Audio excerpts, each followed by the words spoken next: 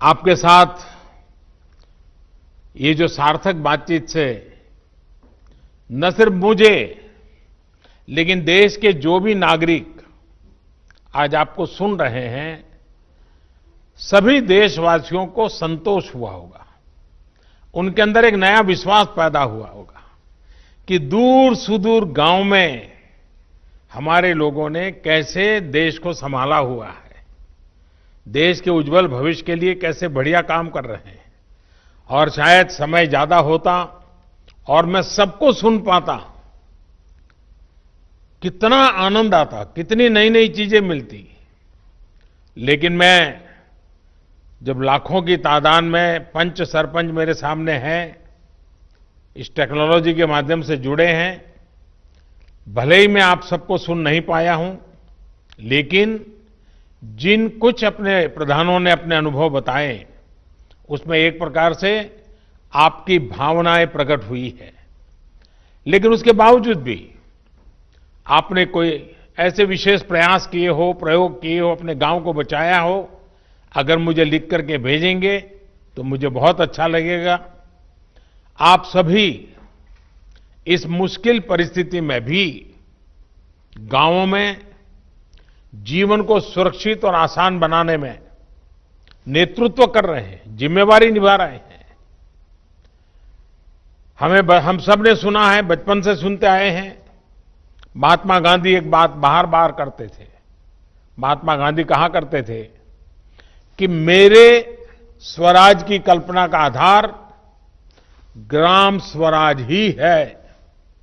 इसलिए ग्राम पंचायतें हमारे लोकतंत्र की एकजुट शक्ति का केंद्र है। हमारी लोकतांत्रिक एकजुटता का यही सबसे बड़ा ताकतवर केंद्र है। और हमारे यहां तो शास्त्रों में कहा गया है, संगमूलम महाबलम, अर्थात बड़ी से बड़ी शक्ति का केंद्र संगठन या एकजुटता में ही होता है। और इसलिए आज की परिस्थिति में देश को आगे ले जाने की शुरुआत, देश को आत्मनिर्भर बनाने की शुरुआत गांव की सामूहिक शक्ति से ही होगी। आप सबकी एकजुटता से ही संभव होगी। इन प्रयासों के बीच हमें ये याद रखना है कि किसी एक की भी लापरवाही, एक की भी लापरवाही पूरे गांव को खतरे में डाल सकती है। इसलिए ढील की जरा भी गुंजाइश नहीं है। गांव में सैनिटाइजेशन अभियान हो, शहरों से आने वाले लोगों के लिए इतने कम समय में क्वारंटाइन सेंटर बनाने का काम हो, हर एक व्यक्ति के खान पान और जरूरत की चिंता हो, या फिर आम लोगों को जागरूक करने का काम हो, ये काम हमें निरंतर बिना रुके, बिना थके करते ही रहना है। और जैसे इकबाल जी ने अभी बताया, जम्मू कश्मीर के अपने साथी ने, रिस्पेक्ट भी करो और सस्पेक्ट भी करो। मैं समझता हूं गांव में बुजुर्ग, दिव्यांग या फिर बीमार लोगों की सबसे पहली पहुंच, उसको कुछ भी कठिनाई होगी तो पहले आपके पास आएगा। इसलिए सबसे पहला समाधान भी गांव के पंच और गांव के प्रधान के पास ही होना चाहिए। हमें ये ध्यान रखना है कि शारीरिक दूरी, 2 गज की दूरी, ये मंत्र भूलना नहीं है। गांव गांव, घर घर, गली गली, 2 गज की दूरी, ये शारीरिक दूरी, साथ साथ मुंह को फेस कवर, जरूरी नहीं है कि बड़े महंगे वो हो, ऐसा गमछा भी चल जाता है, लेकिन ये लगातार होना चाहिए।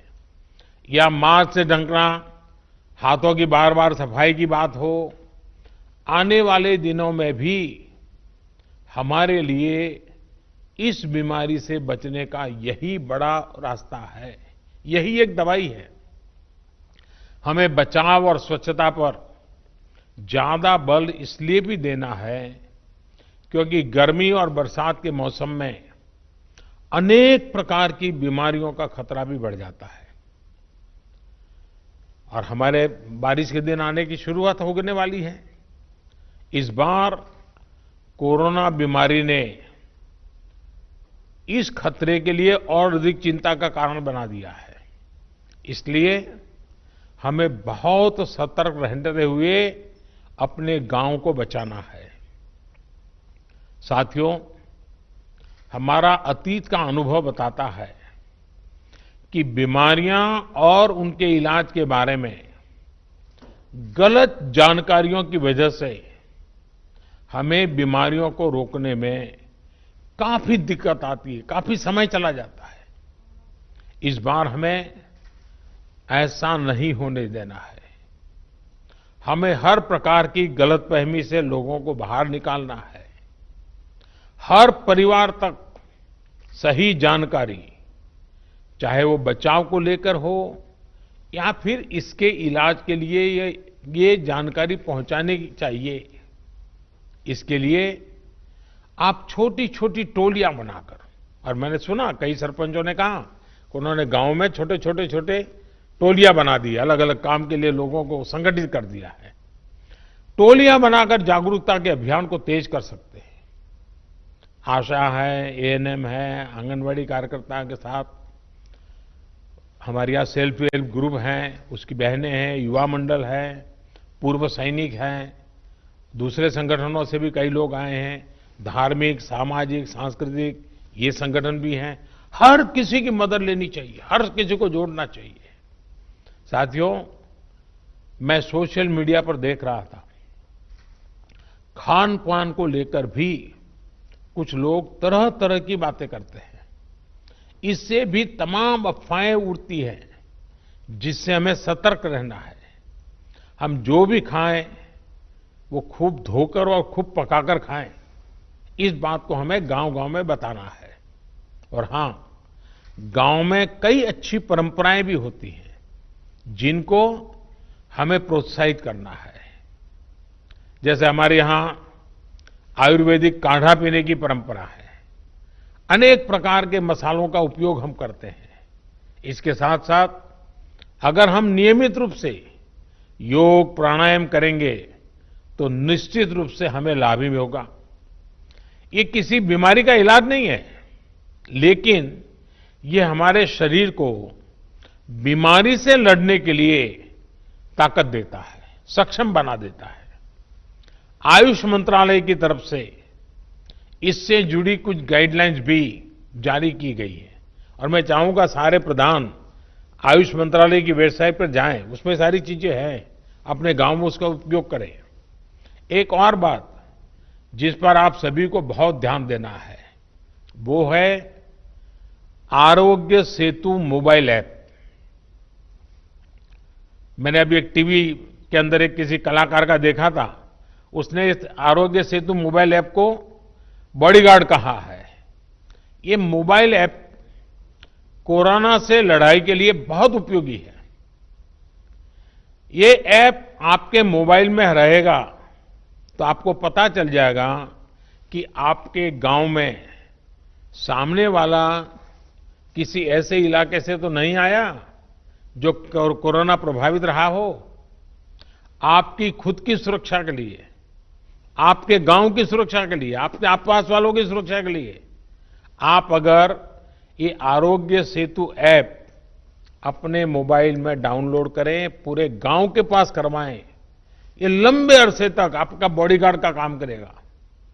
मैं देश के सभी पंचायत प्रतिनिधियों से निवेदन करूंगा कि आप सभी अपने गांव के प्रत्येक सदस्य के मोबाइल फोन में आरोग्य सेतु ऐप को डाउनलोड करवाएं। ये एक प्रकार से हमारी सुरक्षा का सेतु है। साथियों, देश के ग्रामीण क्षेत्रों में रहने वाले भाइयों और बहनों का स्वास्थ्य हमारी सरकार की सबसे बड़ी प्राथमिकताओं में से एक रहा है। आपकी एक एक आवश्यकता को समझते हुए सरकार लगातार काम कर रही है। पहले टीकाकरण को लेकर इतनी दिक्कतें होती थी, हमारी सरकार ने न सिर्फ टीकों की संख्या बढ़ाई, बल्कि दूर दराज वाले क्षेत्रों में भी टीकाकरण अभियान को लेकर के गए। पहले गर्भवती महिलाओं और नवजात बच्चों में कुपोषण की बहुत ज्यादा समस्या थी। हमने पीएम मातृ वंदना योजना के माध्यम से सीधे महिलाओं के बैंक खाते में पैसे ट्रांसफर करने शुरू किए, ताकि कुपोषण के खिलाफ लड़ने में उसको मदद मिल जाए। पहले शौचालयों की क्या स्थिति थी, ये भी आपको पता है। शौचालय न होने से कितनी बीमारियां फैलती थी, ये भी आपको पता है। हम बहुत गंभीरता से प्रयास कर रहे हैं कि गांव के गरीब से गरीब को उत्तम स्वास्थ्य सेवा मिले। इसके लिए अनेक प्रयास किए जा रहे हैं। आयुष्मान भारत योजना भी गांव के गरीबों के लिए बहुत बड़ी राहत बनकर उभरी है। इसके तहत अब तक करीब करीब 1 करोड़ गरीब मरीजों को अस्पताल में मुफ्त इलाज मिल चुका है। इस योजना ने ग्रामीण इलाकों में जहां अस्पतालों की कमी है, वहां अस्पतालों के निर्माण में भी मदद की है। सरकार द्वारा भी देश भर के गांवों में लगभग 1.5 lakh health and wellness centre बनाने का काम तेजी से चल रहा है। इन सेंटर्स में अनेक गंभीर बीमारियों के टेस्ट की सुविधाएं मुहैया कराई जा रही है। पहले से किया जा रहे इन प्रयासों ने हमारे गांवों को कोरोना के खिलाफ लड़ाई में अहम भूमिका निभाने के लिए तैयार किया है।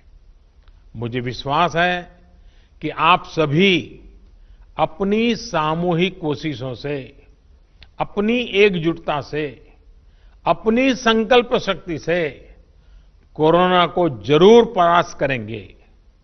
इसी विश्वास के साथ एक बार फिर आप सभी साथियों को पंचायत राज की इस महत्वपूर्ण पंचायत राज दिवस की शुभकामनाएं देता हूं।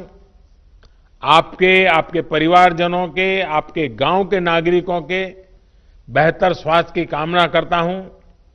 और फिर से एक बार आपने समय निकाला, आपके अपनी बहुत सारी बातें मुझे बताई, बहुत कुछ नई जानकारियां मिली, आपके आत्मविश्वास को मैंने अनुभव किया। मैं फिर एक बार आप सबका बहुत बहुत धन्यवाद करता हूं। नमस्कार।